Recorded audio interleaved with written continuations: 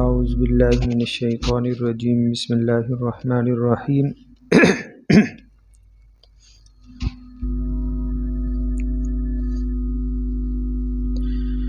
وَيَقُولُونَ مَتَى هَذَا الْوَعْدُ إِن كُنتُمْ صَادِقِينَ قُلْ إِنَّمَا الْعِلْمُ عِندَ اللَّهِ وَإِنَّمَا أَنَا نَذِيرٌ مُبِينٌ فَلَمَّا رَأَوْهُ زُلْفَةً سِيئَتْ وُجُوهُ الَّذِينَ كَفَرُوا وَقِيلَ هَذَا الَّذِي كُنتُمْ بِهِ تَدَّعُونَ قُلْ أَرَأَيْتُمْ إِنْ أَهْلَكَنِيَ اللَّهُ وَمَن مَّعِيَ أَوْ رَحِمَنَا فَمَن يُجِيرُ الْكَافِرِينَ مِنْ عَذَابٍ أَلِيمٍ قُلْ هُوَ الرَّحْمَنُ آمَنَّا بِهِ وَعَلَيْهِ تَوَكَّلْنَا فَسَتَعْلَمُونَ مَنْ هُوَ فِي ضَلَالٍ مُبِينٍ قُلْ أَرَأَيْتُمْ إِنْ أَصْبَحَ مَاؤُكُمْ غَوْرًا فَمَن يَأْتِيكُم بِمَاءٍ مَّعِينٍ صدق اللہ العظیم۔ سورہ ملک کی اختتامی اور آخری آیت نمبر 25 سے آیت نمبر 30 تک ان آیات کے ترجمہ اور تفسیر پر مبنی ہے آج کا درس قرآن۔ گزشتہ آیات میں اللہ تعالیٰ نے نظام قدرت کو توحید کے دلیل کے طور پر اللہ نے بیان فرمایا، اور خاص طور پر انسان کی تخلیق کو اور 3 نعمتیں جو اللہ نے خصوصی عطا فرمائی، کان، آنکھ اور دل۔ تو سیکھنے سکھانے کا سب سے جو پہلا مرحلہ ہے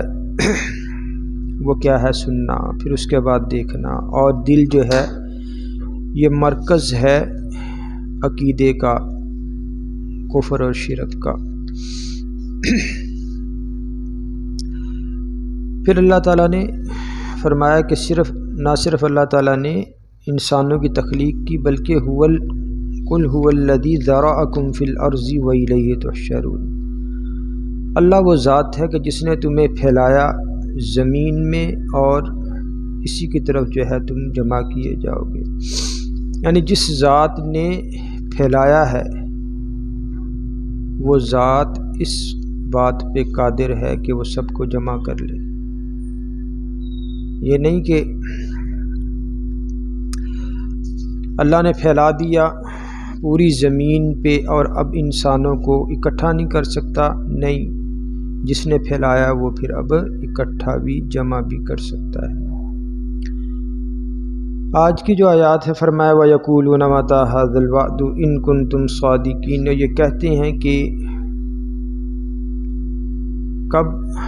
پورا ہوگا یہ وعدہ اگر تم جو ہے سچے ہو۔ قیامت کے متعلق انبیاء علیہ السلام نے، ہر نبی نے، بالخصوص حضور نبی صلی اللہ علیہ وسلم نے بھی اپنے فرامین میں قیامت کے متعلق جو ہے پیشن گوئیاں جو ہے وہ فرمائیں، اور قیامت کے روزے جزا سے جو ہے اللہ کے نبی نے ڈرایا۔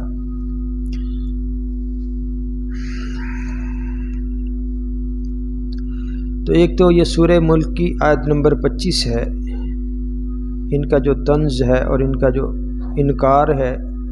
باس بعد الموت، یوم جزا اور قیامت کا انکار، اللہ نے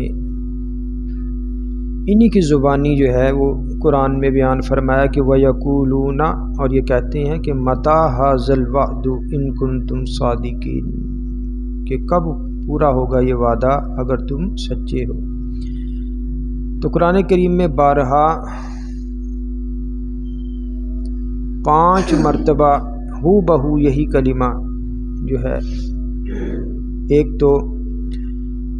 سورہ انبیاء کی آیت نمبر 38 وَيَقُولُونَ مَتَى هَذَا الْوَعْدُ إِن كُنتُمْ صَادِقِينَ، پھر سورہ نمل کی آیت 71 وَيَقُولُونَ مَتَى هَذَا الْوَعْدُ إِن كُنتُمْ صَادِقِينَ، پھر سورہ سبا کی آیت 29 وَيَقُولُونَ مَتَى هَذَا الْوَعْدُ إِن كُنتُمْ صَادِقِينَ، اور پھر سورہ یاسین کی آیت 48 وَيَقُولُونَ مَتَى هَذَا الْوَعْدُ إِن كُنتُمْ صَادِقِينَ، اور پھر یہاں 5ویں جگہ سورہ ملک آیت نمبر 25۔ یعنی اللہ کی ذات کو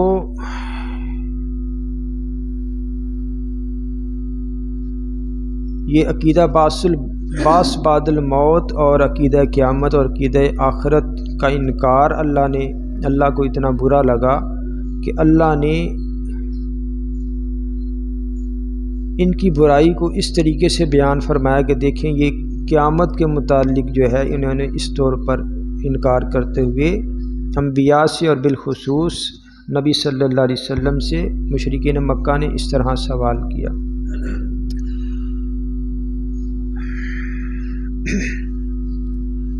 ایک حدیث احادیث کی کتابوں میں حدیث جبریل کے نام سے جو ہے وہ عنوان سے مشہور ہے۔ بخاری شریف میں اور اس کے علاوہ اور احادیث کی دیگر کتابوں میں بھی یہ حدیث جو ہے الفاظ کے تغیر و تبدل کے ساتھ آئی۔ حضرت ابو ہریرہ رضی اللہ تعالیٰ عنہ فرماتے ہیں کان النبی صلی اللہ علیہ وسلم بارزن یومن للناس، کہ حضور صلی اللہ علیہ وسلم ایک مرتبہ لوگوں کے ساتھ جو ہے وہ آپ تشریف فرما تھے، فآتاہ جبریل، تو جبریل امین آئے، فقال مل ایمان، پوچھا کہ ایمان کیا ہے؟ قال الایمان ان تؤمن باللہ وملائکتہ وبلقائہ ورسلہ وتؤمن بالبعث۔ تو حضور صلی اللہ علیہ وسلم نے فرمایا کہ ایمان یہ ہے کہ تو اللہ پر ایمان لائے، اس کے فرشتوں پر، اور پھر اس کے ملاقات کے برحق ہونے پر اور اس کے رسولوں پر، اور تو باس بعد الموت، مرنے کے بعد جی اٹھنے پر بھی ایمان رکھے۔ قال مل اسلام، جبریل نے پوچھا اسلام کیا ہے؟ قال الاسلام ان تعبد اللہ ولا تشرک بہ شیئا۔ حضور صلی اللہ علیہ وسلم نے فرمایا کہ اسلام یہ ہے کہ تو اللہ کی عبادت کرے اور اس کے ساتھ کسی کو بھی شریک نہ ٹھہرائے۔ وَتُقِيمَ الصَّلَاةَ، اور تو نماز قائم کر، وَتُؤَدِّ الزَّكَاةَ، اور وَتُؤَدِّ الزَّكَاةَ الْمَفْرُوضَةَ، فرض زکوٰۃ کی ادائیگی، وَتَصُومَ رمضان، رمضان کے روزے رکھنا۔ قَالَ مَا الْإِحْسَانُ، جبریل نے پوچھا کہ احسان کیا ہے؟ قال ان تعبد اللہ کأنک تراہ فإن لم تکن تراہ فإنہ یراک، احسان یہ ہے کہ تو اللہ کی عبادت اس طرح کرے گویا تو اللہ کو دیکھ رہا ہے، وگرنہ اللہ تو تجھے دیکھ ہی رہا ہے۔ یعنی یہ عبادت کوئی بھی ہو ان دو کیفیتوں سے خالی نہیں ہونی چاہیے۔ احسان اسے کہتے ہیں احسان، تو سب سے احسان کا پہلا درجہ یہ ہے کہ انسان اس طرح عبادت کر رہا ہے کہ عبادت کے دوران گویا وہ اپنے رب کو دیکھ رہا ہے۔ ایک بہت بڑے اللہ والے تھے مولانا عبد المالک صدیقی، تو لوگوں نے دیکھا کہ جو مقتدی تھے کہ مکبر جو ہے اقامت کہنے والا تکبیر کہہ چکتا ہے، اس کے بعد جو ہے وہ بڑی تھوڑی تاخیر کے بعد وہ تکبیر تحریمہ کہتے ہیں۔ تو لوگوں نے سوال کیا ہم کہیں اور نماز پڑھتے ہیں امام کے پیچھے، تو تکبیر کہنے والا جب تکبیر کہہ دیتا ہے تو امام فوری جناب اس اللہ اکبر کہہ کے جناب تکبیر اولا، تکبیر تحریمہ، اور جماعت کا آغاز ہو جاتا ہے۔ تو آپ کو ہم دیکھتے ہیں کہ جناب آپ کچھ تاخیر کر دیتے ہیں۔ فرمایا کہ تم نے پوچھ ہی لیا تو میں بتا دیتا ہوں کہ میں جو ہے تکبیر تحریمہ نماز کے لیے تب تک نہیں کہتا جب تک کہ مجھے کعبہ جو ہے وہ نظر نہیں آ جاتا۔ تو پہلا درجہ احسان کا کہ اللہ کی عبادت کی جائے کہ انسان جو ہے وہ گویا اپنے رب کو دیکھ رہا، نہیں تو اللہ تو دیکھ ہی رہا ہے۔ یہ دونوں کیفیتیں جو ہے وہ ہونی چاہیے۔ لیکن بڑی عجیب بات ہے کہ ان دونوں کیفیتوں کا ذکر کر کے حضور نے یہ نہیں فرمایا کہ یہ دونوں کیفیتیں نہ ہوں تو پھر عبادت ہی نہ کرو۔ خیر، پھر قال متی الساعہ، جبریل نے پوچھا قیامت جو ہے وہ کب آئے گی؟ قال مل مسئول عنہا بأعلم من السائل، حضور صلی اللہ علیہ وسلم نے فرمایا نبی صلی اللہ علیہ وسلم نے کہ اس کے بارے میں جواب دینے والا پوچھنے والے سے کچھ زیادہ نہیں جانتا، جتنا آپ کو علم ہے اتنا ہی مجھے علم ہے۔ اب دیکھنا نبی صلی اللہ علیہ وسلم دجال کی متعلق اس کا جب ذکر کرتے ہیں تو حضور فرماتے ہیں اگر دجال میرے ہوتے ہوئے آ گیا تو پھر میں اس سے لڑوں گا، میں اس کا مقابلہ کروں گا، اگر میرے ہوتے ہوئے نہ آیا تو پھر ہر آدمی پھر اس کا اپنے عمل عقیدے کے مطابق اس کا سامنا کرے گا۔ تو قیامت پر ایمان ہے، لیکن کب آنی ہے یہ نبی کو بھی نہیں پتہ۔ اور ایک حدیث میں آتا ہے حضور صلی اللہ علیہ وسلم نے ارشاد فرمایا، حضرت سہل رضی اللہ تعالیٰ عنہ سے بخاری شریف میں روایت ہے، قال رسول اللہ صلی اللہ علیہ وسلم، نبی صلی اللہ علیہ وسلم نے ارشاد فرمایا، بعثت انا والساعة هكذا ويشير باصبعيه فيمد بهما،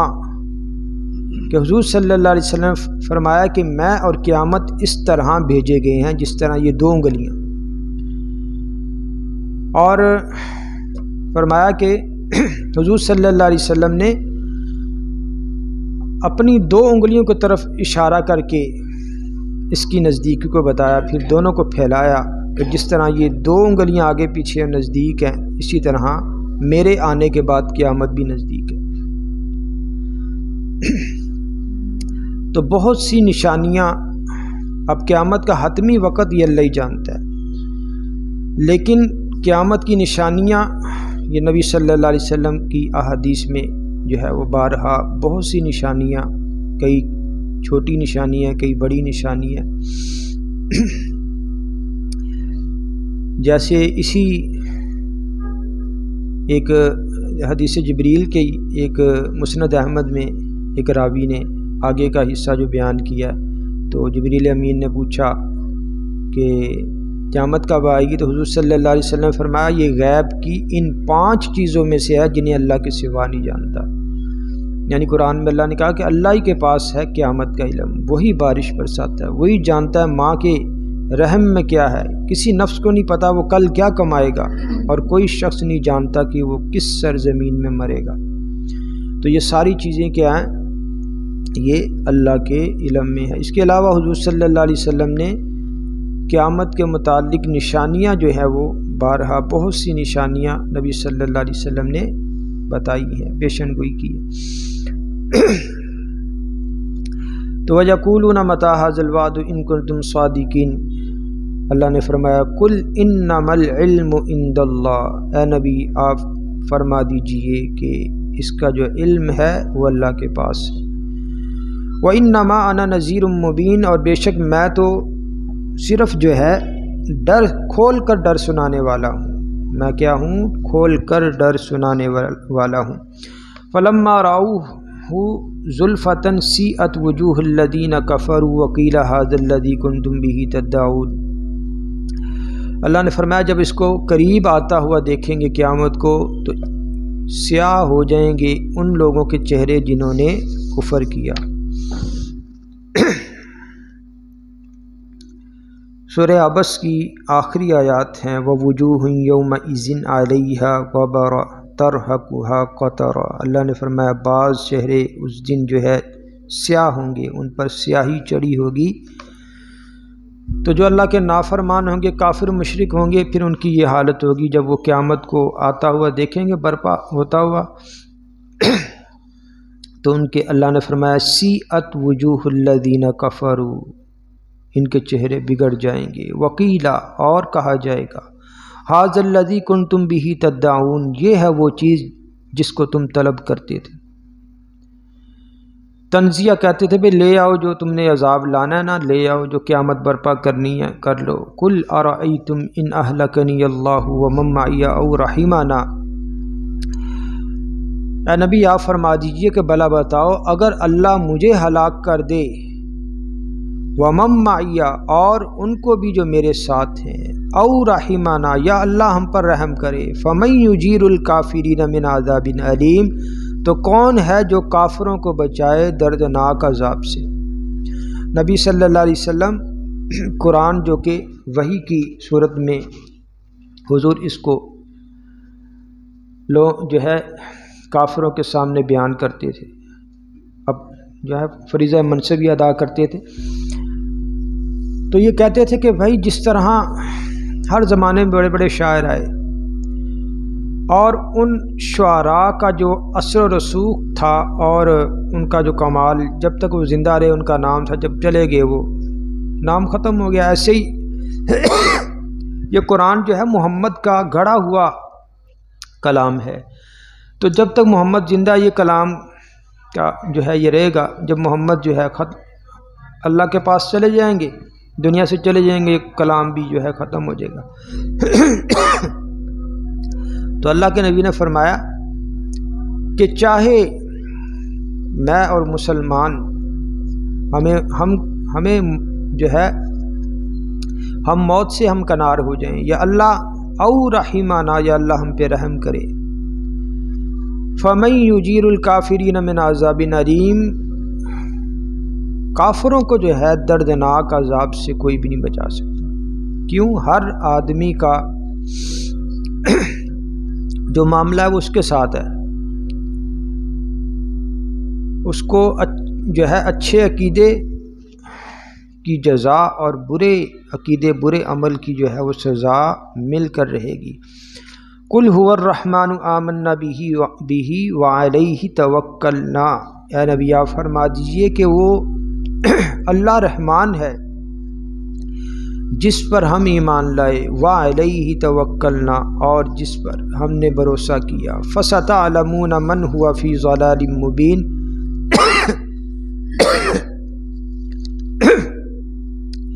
فرمایا تم ان قریب جان جاؤ گے کہ من ہوا فی ضلال مبین، کون ہے کھلی گمراہی میں۔ جب اللہ کے بارگاہ میں حاضر ہوگے قیامت کے دن، مر کے جب اللہ کے سامنے پیش ہونا، پھر تمہیں پتہ چل جائے گا۔ قُلْ أَرَأَيْتُمْ إِنْ أَصْبَحَ مَاؤُكُمْ غَوْرًا فَمَنْ يَأْتِيكُمْ بِمَاءٍ مَّعِينٍ، اب اللہ تعالیٰ نے آخری اور دوسرے رکوع کے آغاز سے ہی اللہ نے دلائل توحید کے طور پر اللہ نے نظام قدرت کو اور مختلف انعامات کو اللہ نے بیان فرمایا۔ اب ایک اور نعمت عظمیٰ کہ جو پانی کی نعمت ہے، اللہ اس کو بیان فرما رہے۔ قُلْ أَرَأَيْتُمْ، آپ اے نبی فرما دیجئے آپ، ان اصبح ماؤکم غوراً، کہ اگر وہ ذات تمہارے پانی کو گہرائی میں لے جائے، تو فَمَن يَأْتِيكُم بِمَاءٍ مَّعِينٍ، تو پھر کون ہے جو تمہیں پاک صاف اور شفاف پانی جو ہے وہ مہیا کرے۔ اب جب ہم دیکھتے ہیں جیسے روز بروز کیا ہے، پانی کی سطح جو ہے وہ کم ہوتی جا رہی، نیچے جا رہی ہے، اور بعض علاقے ایسے بھی ہیں، کہ جہاں تھوڑی سی کھدائی کر لیے پانی مل جاتا ہے، بعض ایسے ہیں جیسے عرب کے علاقے بہت زیادہ کھدائی کرنی پڑتی پھر جا کے وہ پانی ملتا ہے۔ اور پانی ایک ایسی نعمت ہے، اللہ تعالیٰ نے قرآن کریم میں بارہا ارشاد فرمایا، سورہ انبیاء آیت 30، فرمایا اولم یر الذین کفروا ان السماوات والارض کانتا رتقا ففتقناہما وجعلنا من الماء کل شیء حی افلا یؤمنون، کہ ہم نے پانی کے ذریعے ہر چیز کو جو ہے زندگی عطا فرمائی ہے۔ پانی ہر چیز کی جو ہے زندگی ہے، صرف زیرو چیزیں نہیں، بلکہ آج کی جو بڑی سے بڑی مشینری ہے اس کی بھی ضرورت پانی ہے، اسے بھی پانی چاہیے ہوتا ہے۔ پانی ایسی نعمت ہے، تو پانی کا ملنا، صاف پانی کا ملنا، یہ بھی بہت بڑی نعمت ہے۔ بعض علاقے ایسے ہیں، اللہ معاف کرے، وہاں انسان اور جانور وہ ایک ہی کنویں سے یا ایک ہی وہ تالاب سے پی رہے، اور یہاں ہمارے پاس کتنی بڑی نعمت ہے، گھر کی دہلیز پار کریں باہر آئیں تو جناب صاف پانی کے فلٹر۔ لیکن اس کے برعکس دیکھیں تو ہماری اپنی بدعمالی کا نتیجہ ہے پانی کا ضیاع ہم نے اس قدر کر دیا کہ پانی جو ہے وہ زمین کی سطح کے بالکل نیچے جا رہا ہے، گہرائی میں چلتا جا رہا ہے، گہرائی میں جا رہا ہے، جبکہ نبی صلی اللہ علیہ وسلم نے پانی کے ضیاع، پانی کے ناجائز استعمال کی حضور صلی اللہ علیہ وسلم نے مذمت فرمائی، اور فرمایا کہ چاہے چلتی نہر میں وضو کر رہے ہو پھر بھی پانی کا اسراف نہ کرو۔ اور ہم جناب جہاں آدھے گلاس کی پیاس ہوتی ہے وہاں 1.5 گلاس ہم پہلے وہ کلی کریں گے، غرارہ کریں گے، پہلے راستہ صاف کریں گے، اس کے بعد جناب پھر آدھا گلاس پی کے پھر آدھا گرا دیتے ہیں۔ جہاں 1 بالٹی پانی سے نہایا جا سکتا ہے وہاں جناب کوئی 10-12 بالٹیاں، اتنا پانی کہ جس سے 2-4 ڈنگر نہلا لے بندہ، اتنا پانی ضائع۔ ہر چیز میں اسراف، ہر چیز میں اسراف۔ قل ارأیتم ان اصبح ماؤکم غورا فمن یأتیکم بماء معین۔ کہتے ہیں کہ ایک تفسیر تھی جلالین، اور اب بھی مدارس میں پڑھائی جاتی ہے، مدارس دینیہ میں، تو 15 پارے ایک مولانا علامہ جلال الدین سیوطی رحمہ اللہ انہوں نے اس کی تفسیر کی، اور 15 پارے جلال الدین محلی، دونوں کا نام جلال الدین ہے، 15 پارے علامہ جلال الدین سیوطی نے، اور پھر دوسرے 15 پارے وہ علامہ جلال الدین محلی نے جو ہے اس کی تفسیر کی۔ تو علامہ جلال الدین محلی نے اس آیت کی تفسیر میں ایک فلسفی سائنسدان کا واقعہ نقل کیا، یہی آیت قل ارأیتم ان اصبح ماؤکم غورا فمن یأتیکم بماء معین۔ اس نے کہنے لگے کہ اس نے جب یہ آیت پڑھی تو فلسفی سائنسدان کہنے لگا کہ ہمارا کدال جو ہے یہ پانی لائے گا، بھائی ہم کھدائی کریں گے، کھود کے پانی نکال لیں گے، ہمارا کدال پانی لے آئے گا، ہمارا یہ بیلچہ پانی لے آئے گا، ہم اس کی مدد سے زمین کھود کر پانی حاصل کر لیں گے۔ تو مولانا علامہ جلال الدین محلی رحمہ اللہ فرماتے ہیں اللہ تعالیٰ نے اس فلسفی کو اندھا کر دیا۔ کیوں؟ وہ قرآن کھول کے جب یہ آیت پڑھتا تھا تو پھر دعویٰ کرتا تھا کہ اللہ تو کہتا ہے کہ میں اگر پانی گہرائی میں لے جاؤں تو کون تمہیں پانی دے گا صاف شفاف؟ لو ہمارے پاس تو یہ بیلچہ ہے، ہمارے پاس تو یہ کیا ہے، فلاں فلاں اوزار ہے، ہم اس سے کدال سے کھودیں گے پانی نکل آئے گا۔ فرمایا کہ اللہ نے اس فلسفی کو اندھا کر دیا کیونکہ اس نے غرور اور تکبر کیا اور قرآن کریم کی آیات کا جو ہے وہ اس پہ طنز کیا، مذاق کیا۔ اور ایک حدیث میں آتا ہے نبی صلی اللہ علیہ وسلم نے ارشاد فرمایا جب یہ آیت پڑھی جائے قل ارأیتم ان اصبح ماؤکم غورا فمن یأتیکم بماء معین، سورہ ملک کی آخری آیت۔ تو حضور صلی اللہ علیہ وسلم نے فرمایا اس کے بعد کہنا چاہیے اللہ رب العالمین، کہ اگر پانی گہرائی میں چلا بھی جائے تو اللہ رب العالمین، اللہ کی ذات ہے، وہ پانی ہمیں عطا فرما دے گی، مہیا کر دی۔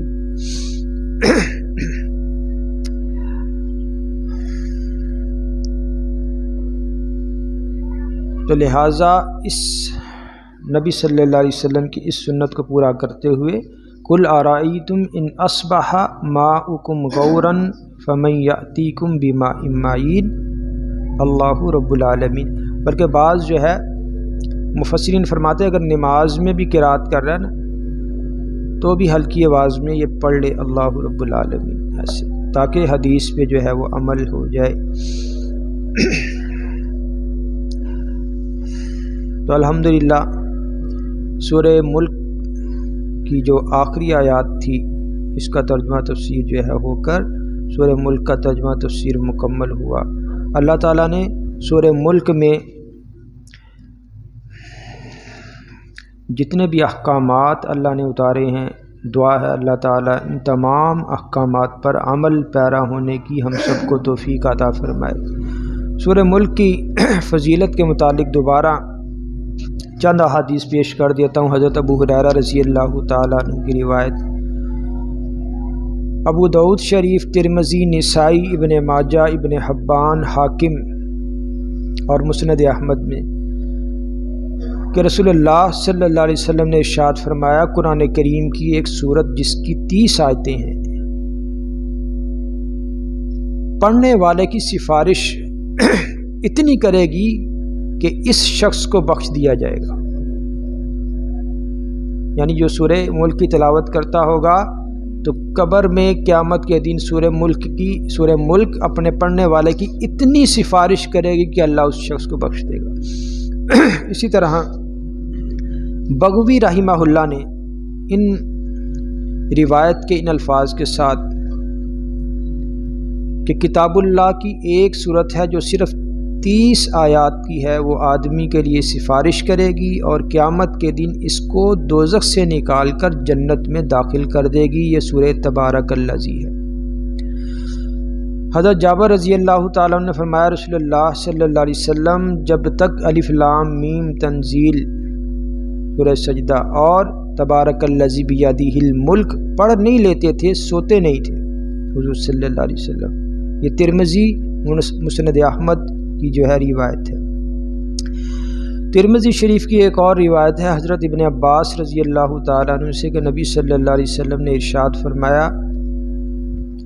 کہ یہ سورہ ملک جو ہے یہ حفاظت کرنے والی ہے اور اللہ کے عذاب سے نجات دینے والی ہے۔ ایک اور روایت میں ہے، ایک راوی بیان کرتے ہیں کہ مجھے الف لام میم تنزیل جو سورہ سجدہ ہے اور اسی طرح تبارک الذی سورہ ملک کے متعلق یہ اطلاع پہنچی ہے کہ ایک آدمی ان صورتوں کو پڑھا کرتا تھا، صرف یہی صورتیں پڑھتا تھا اور اس کے علاوہ وہ کچھ نہیں پڑھتا تھا، بڑا ہی گناہ گار تھا۔ تو قبر میں اس صورت نے پرندے کی شکل میں آ کر اس پر اپنے پروں کا سایہ کر لیا اور عرض کیا، الہی اس کو بخش دے، یہ مجھے بہت پڑھتا تھا۔ اللہ نے اس کی سفارش قبول فرمائی اور فرمایا، اس شخص کے ہر گناہ کی جگہ ایک نیکی لکھ دو اور اس کا درجہ بلند کر دو۔ یعنی اللہ نے سورہ ملک کی سفارش کی برکت سے اللہ نے گناہوں کو بھی نیکیوں سے بدل دیا۔ اسی طرح ایک قول ہے اسی راوی کا کہ قبر کے اندر یہ صورت اپنے پڑھنے والے کی طرف سے جھگڑا کرتی ہے اور کہتی، الہی اگر میں تیری کتاب میں سے ہوں تو میری سفارش اس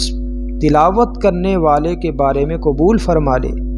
اور اگر میں تیری کتاب کا حصہ نہیں ہوں تو مجھے اپنی کتاب سے مٹا دے۔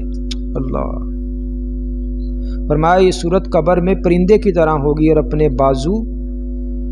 قبر والے پر پھیلا دے گی اور اس کی سفارش کرے گی اور اسے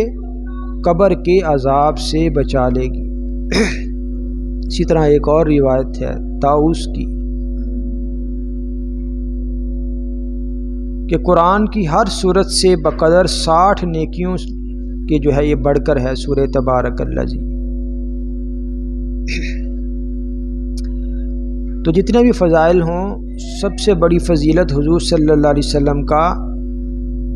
تلاوت کا معمول ہے کہ حضور صلی اللہ علیہ وسلم تب تک آپ جو ہے سوتے نہیں تھے جب تک کہ سورہ ملک کی تلاوت جو ہے نہیں کر لیتے تھے۔ تو جب غروب آفتاب ہو جائے تو سمجھے کہ رات کا وقت آپ کا شروع ہو گیا،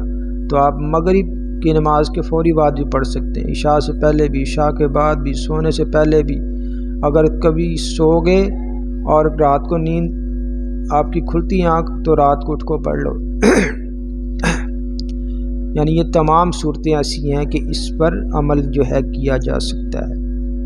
تو اللہ تعالی ہم سب کو جو ہے عمل کی اور قرآن کریم کے تمام حقوق ادا کرنے کی اللہ ہم سب کو توفیق عطا فرمائے۔ باقی جو ہے انشاءاللہ آئندہ سورہ قلم اس کا ترجمہ و تفسیر جو ہے انشاءاللہ دیکھیں گے کہ اللہ تعالیٰ سورہ قلم میں اللہ کیا ارشاد جو ہے وہ فرما رہے ہیں۔ الحمدللہ رب العالمین والصلاۃ والسلام علی رسولہ النبی الکریم۔ یا ارحم الراحمین، ہمیں قرآن کو پڑھنے، سمجھنے اور اس پر عمل کرنے کی توفیق عطا فرما۔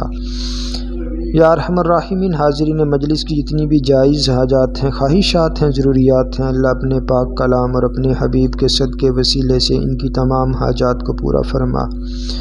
یا ارحم الراحمین، سورہ ملک میں جتنے بھی جن باتوں کے کرنے کا آپ نے حکم دیا ہے، اللہ ان پر عمل پیرا ہونے کی توفیق عطا فرما۔ اے اللہ، جن باتوں سے رکنے کا آپ نے ارشاد فرمایا، اے اللہ ان باتوں سے بچنے کی توفیق عطا فرما۔